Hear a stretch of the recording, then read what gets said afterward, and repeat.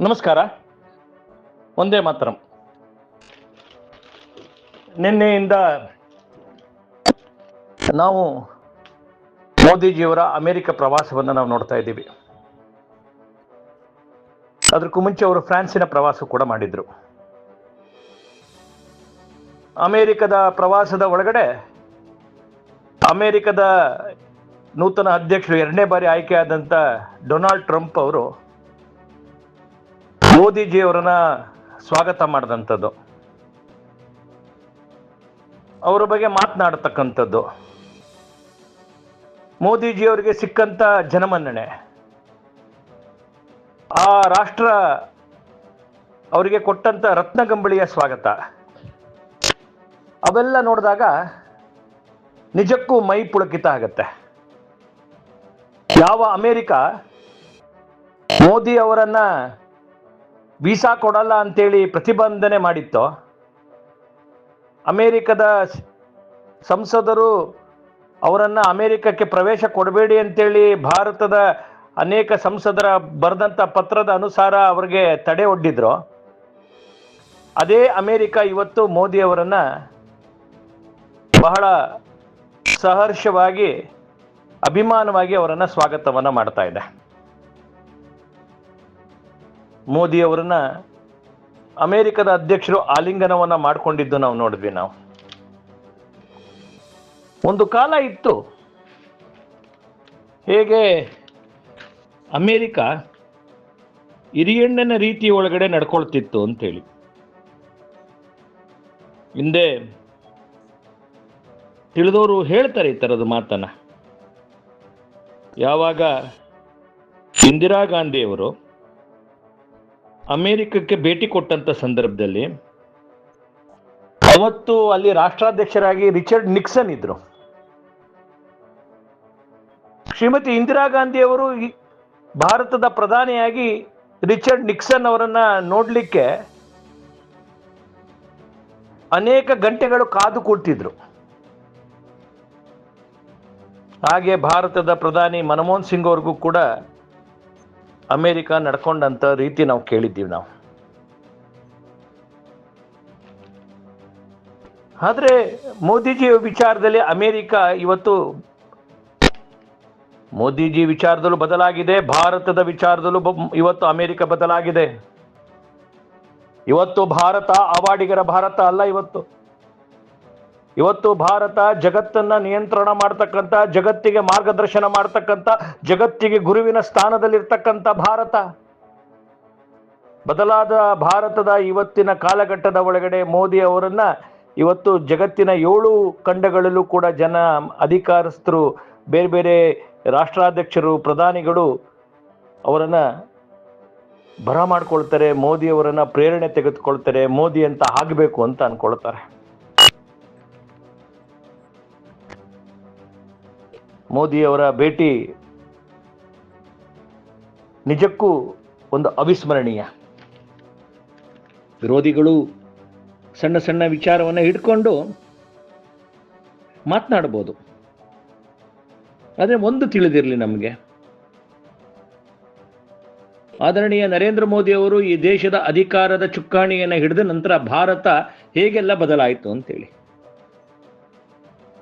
ನಾವು ಬೇಡುವ ಭಾರತದಿಂದ ನೀಡುವ ಭಾರತದ ರೀತಿಯಲ್ಲಿ ರೂಪಾಂತರಗೊಂಡ್ವಿ ನಾವು.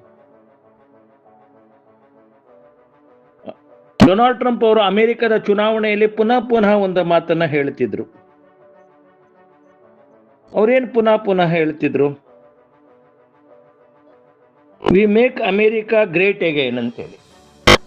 ನಾವು ಅಮೆರಿಕವನ್ನ ಮತ್ತೆ ಗ್ರೇಟ್ ಮಾಡೋಣ ಅಂತೇಳಿ ಅಂತ. ನನಗೆ ಟ್ರಂಪ್ ಹೇಳಿರೋದೇನು ವಿಶೇಷ ಅನ್ಸೋದಿಲ್ಲ. 1925ನೇ ಇಸ್ವಿ ಒಳಗಡೆ ಏನು ರಾಷ್ಟ್ರೀಯ ಸ್ವಯಂ ಸೇವಕ ಸಂಘ ಸ್ಥಾಪನೆ ಆಯಿತು, ಸ್ಥಾಪನೆ ಆದಂಥ ಸಂದರ್ಭದಲ್ಲಿ ಯಾರೆಲ್ಲರೂ ಕೂಡ ನಾವು ಪ್ರಾರ್ಥನೆಯನ್ನ ಮಾಡ್ತೀವಿ, ನಮಸ್ತೆ ಸದಾ ವತ್ಸಲೆ ಮಾತೃಭೂಮಿ. ಅದರಲ್ಲಿ ಕಡೆಯ 11-12ನೇ ಸಾಲಿನಲ್ಲಿ ಇದಿದೆ, ಪರಂ ವೈಭವಮೇ ತುಮೇ ತಸ್ವರಾಷ್ಟ್ರಂ. ಪರಂ ವೈಭವಮೇ ತುಮೇ ತಸ್ವ ರಾಷ್ಟ್ರಂ, ಈ ರಾಷ್ಟ್ರವನ್ನ ಪರಮ ವೈಭವಕ್ಕೆ ಕೊಂಡೋಗ್ತೀವಿ ಅಂತೇಳಿ 1925ರಿಂದ ಕೋಟ್ಯಾಂತರ ಸ್ವಯಂ ಸೇವಕರು ಅವರ ವಾಣಿಯಲ್ಲಿ ಇದು ಪುನರುಚ್ಚಾರ ಮಾಡಿದೀವಿ ನಾವು.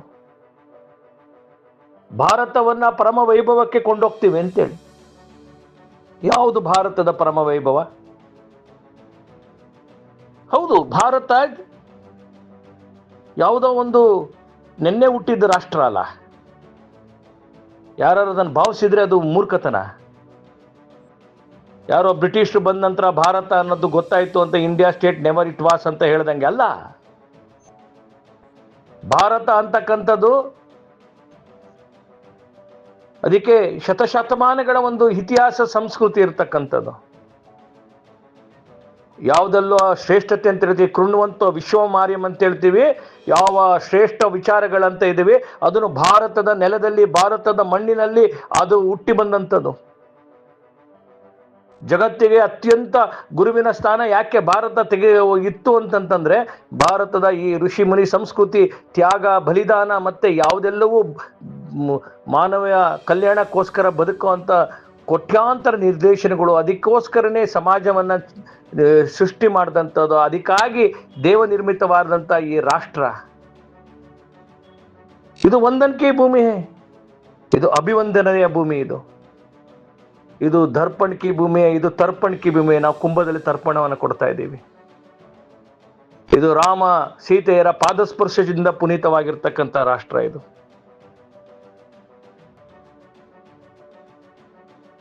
ಇವತ್ತು ಶಂಕರ, ಮಧ್ವ, ರಾಮಾನುಜಾಚಾರ್ಯರ ಅವರ ಆಧ್ಯಾತ್ಮದ ಸುದೆಯನ್ನ ನೋಡಿದಂಥ ರಾಷ್ಟ್ರ ಇದು. ಛತ್ರಪತಿ ಶಿವಾಜಿ, ರಾಣಾ ಪ್ರತಾಪರಂತ ಪರಾಕ್ರಮವನ್ನು ನೋಡಿದಂಥ ರಾಷ್ಟ್ರ.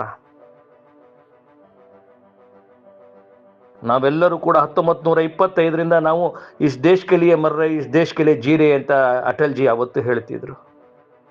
ನಮ್ಮ ಬದುಕು, ನಮ್ಮ ಉಸಿರೆಲ್ಲವೂ ಕೂಡ ಈ ರಾಷ್ಟ್ರಕ್ಕೋಸ್ಕರ ಅಂತೇಳಿ.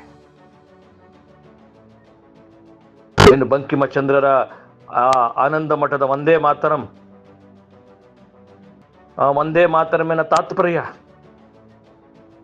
ಆ ವಂದೇ ಮಾತರಂ ತಾಯಿಗೋಸ್ಕರ ವಂದಿಸ್ತಾನೆ ಅಂತೇಳಿ, ತನ್ನದೆಲ್ಲವೂ ರಾಷ್ಟ್ರಕ್ಕೋಸ್ಕರ ಸಮರ್ಪಣೆ ಅಂತಕ್ಕಂಥದ್ದು ವಂದೇ ಮಾತರಂ. ಈ ದೇಶದ ರಾಜಕಾರಣದ ಒಳಗಡೆ 10 ವರ್ಷಗಳ ಹಿಂದೆ ಈ ದೇಶದ ರಾಜಕಾರಣದಲ್ಲಿ ಈ ದೇಶದ ಒಂದು ಅಧಿಕಾರ ಪಡೆದಂತ ಸರ್ಕಾರ ತನ್ನ ಆಚರಣೆ ಮತ್ತೆ ತನ್ನ ನಡೆ ಒಳಗಡೆ ವಂದೇ ಮಾತರಂ ಅನ್ನು ತೋರಿಸ್ತಾ ಇದೆ. ಈ ದೇಶದ ಸೈನಿಕರು ತಮ್ಮ ಬಂದೂಕಿನಲ್ಲಿ ವಂದೇ ಮಾತರಂ ಅನ್ನು ತೋರಿಸ್ತಿದ್ದಾರೆ. ಸಾವಿರಾರು ಕಿಲೋಮೀಟರ್ ನಮ್ಮ ಗಡಿಗಳನ್ನ ಕಾಯ್ತಾ ಇದ್ದಾರೆ, ನಮ್ಮ ದೇಶವನ್ನ, ತಾಯ್ನಾಡನ್ನ ಸಂರಕ್ಷಣೆ ಮಾಡ್ತಾ ಇದ್ದಾರೆ, ತನ್ನ ಮೂಲಕ ವಂದೇ ಮಾತರಂ ಅನ್ನು ತಿಳಿಸ್ತಾ ಇದ್ದಾರೆ. ನಮ್ಮ ದೇಶದ ವಿಜ್ಞಾನಿಗಳು ಆವಿಷ್ಕಾರಗಳನ್ನ ಮಾಡ್ತಾ ಇದ್ದಾರೆ. ದೇಶಕ್ಕೋಸ್ಕರ ವಂದೇ ಮಾತರಂ ಅಂತೇಳಿ ಹೊಸ ಹೊಸ ಆವಿಷ್ಕಾರಗಳನ್ನ ಮಾಡಿ ತೋರಿಸ್ತಾ ಇದ್ದಾರೆ. ನಮ್ಮ ದೇಶದ ರೈತರು, ನೇಗಿಲ ಹಿಡಿದಂತ ರೈತ, ಈ ದೇಶದ ಅನ್ನದಾತ, ಈ ದೇಶದ ಜನರ ಹಸಿವನ್ನ ನೀಗಿಸ್ತಾ ಇದ್ದಾನೆ. ತನ್ನೆಲ್ಲ ಕರ್ತವ್ಯವನ್ನ ತಾಯಿ ಭಾರತಿಗೋಸ್ಕರ ಅಂತ ಸಮರ್ಪಣೆ ಮಾಡ್ತಾ ಇದ್ದಾನೆ. ನಮ್ಮ ದೇಶದ ವೈದ್ಯ, ದೇಶಕ್ಕೆ ಸವಾಲು ಬಂದಂಥ ಸಂದರ್ಭದಲ್ಲಿ, ಕೊರೋನಾ ಕಾಲಘಟ್ಟ ಬಂದಂಥ ಸಂದರ್ಭದಲ್ಲಿ ಬೇರೆ ದೇಶಕ್ಕೆ ಅವಲಂಬಿತರಾಗಿ ಭಿಕ್ಷೆ ಬಿಡ್ತಾ ಇರೋಂಥ ಕಾಲಘಟ್ಟದ ಮಧ್ಯದಲ್ಲಿ ಈ ದೇಶದಲ್ಲಿ ಹೊಸ ಒಂದು ವ್ಯಾಕ್ಸಿನೇಷನ್ ಅನ್ನ ಕಂಡಿಡಿದು ಭಾರತೀಯರನ್ನು ಉಳಿಸುವಂಥ ಕೆಲಸವನ್ನು ಮಾಡ್ತಕ್ಕಂಥ ದಿಶೆ ಒಳಗಡೆ ವಂದೇ ಮಾತರಂಗೆ ಒಂದು ಅರ್ಥವನ್ನು ಕೊಟ್ಟಿದ್ದಾರೆ. ಈ ದೇಶದ ಶಿಕ್ಷಕ ಭವಿಷ್ಯದ ಭಾರತದ ಯುವ ನೇತಾರರನ್ನ, ಭವಿಷ್ಯದ ಭಾರತದ ನಾಯಕರನ್ನ ರೂಪಿಸ್ತಕ್ಕಂಥ ಕೆಲಸವನ್ನ ತಮ್ಮ ಕರ್ತವ್ಯದಲ್ಲಿ ತೋರಿಸ್ತಿದ್ದಾರೆ. ಅಲ್ಲಿ ತಮ್ಮ ತಾಯಿ ವಂದಿಸ್ತೀನಿ ಅಂತೇಳಿ ವಂದೇ ಮಾತರಮನ್ನ ಹೇಳ್ತಿದ್ದಾರೆ. ಈ ದೇಶದ ಕ್ರೀಡಾಪಟು ವಿಶ್ವರಂಗದ ಒಳಗಡೆ, ಕ್ರೀಡೆ ಒಳಗಡೆ ಭಾರತದ ತ್ರಿವರ್ಣ ಧ್ವಜವನ್ನ ಎತ್ತಿಡಿಯುವಂತ ಕೆಲಸವನ್ನ ಮಾಡ್ತಾ ಇದ್ದಾರೆ. ತಾಯಿ ವಂದಿಸ್ತೀನಿ ಭಾರತಾಂಬೆ ಅಂತೇಳಿ ವಂದೇ ಮಾತರಂ ಅಂತಕ್ಕಂಥ ಮಾತನ್ನ ತಮ್ಮ ಕ್ರೀಡೆಗಳಲ್ಲಿ ತೋರಿಸ್ತಾ ಇದ್ದಾರೆ. ಈ ದೇಶದ ಕೈಗೋರು ಉದ್ಯಮಿಗಳು ಸವಾಲನ್ನು ಸ್ವೀಕಾರ ಮಾಡಿ ಭಾರತಕ್ಕೋಸ್ಕರ ವಂದೇ ಮಾತರಮನ್ನ ಹೇಳುವಂತ ಉತ್ಪಾದನೆಯನ್ನ ಜಾಸ್ತಿ ಮಾಡ್ತಾ ಇದ್ದಾರೆ.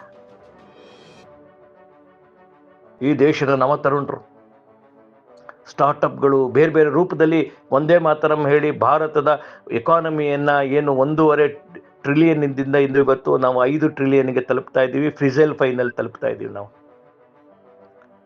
ದೇಶದ 140 ಕೋಟಿ ಜನರು ಕೂಡ ಒಂದೇ ವಿಚಾರವಾಗಿ ರಾಷ್ಟ್ರದ ಉನ್ನತಿಗೋಸ್ಕರ ನಾವೆಲ್ಲರೂ ಕೆಲಸ ಮಾಡ್ತಾ ಇದ್ದೀವಿ.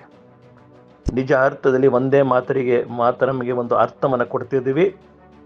ಆ ಒಂದೇ ಮಾತರಂ ಎಲ್ಲ ಕಡೆ ಪ್ರಸರಿಸ್ತಿದೆ. ಹೃದಯದೊಳಗಡೆ ತಾಯಿ ಭಾರತಿಗೆ ವಂದನೆಯನ್ನು ಹೇಳ್ತಾ ಇದ್ದೀವಿ. ಇದರ ಕಾರಣಕ್ಕೋಸ್ಕರ ಇವತ್ತು ಆದರಣೀಯ ನರೇಂದ್ರ ಮೋದಿ ಅವರು ಈ ರಾಷ್ಟ್ರದ ಉತ್ಪತ್ತಿ ಆಗಿರ್ತಕ್ಕಂಥ ಈ ರಾಷ್ಟ್ರಭಕ್ತಿಯ ಅದಮ್ಯ ಶಕ್ತಿಯನ್ನು ತೆಗೆದುಕೊಂಡು ಇಡೀ ರಾಷ್ಟ್ರವನ್ನು ಜಗತ್ತಿನಲ್ಲಿ ಶ್ರೇಷ್ಠ ದೇಶವನ್ನಾಗಿ ನಮ್ಮ ತಾಯಿ ಭಾರತಿಯನ್ನು ತೆಗೆದುಕೊಂಡಿರ್ತಕ್ಕಂಥದ್ದು.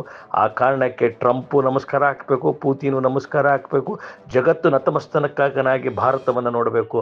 ಇಡೀ ಜಗತ್ತಿಗೆ ಭಾರತ ಶ್ರೇಷ್ಠ ದೇಶನಿಗೆ ಜಗದ್ವಂದೊಳಾಗಿ ನಾವು ಸುಜಲಾಂ ಸುಫಲಾಂ ಸಸ್ಯಶ್ಯಾಮಲೆಯಾಗಿ ಭಾರತವನ್ನು ನೋಡ್ತಾ ಇದ್ದೀವಲ್ಲ, ಆ ಸಸ್ಯಶ್ಯಾಮಲೆಯ ಭಾರತವನ್ನು ನಾವು ಅಮದಿನ ರಹೇನೆ ತೇರಾ ವೈಭವ ಹಮೆರೆ ಅಂತ ನಮ್ಮ ರಾಷ್ಟ್ರವನ್ನು ಅತಿ ಎತ್ತರಕ್ಕೆ ತೆಗೆದುಕೊಂಡು ಹೋಗೋಣ. ನಮಸ್ಕಾರ.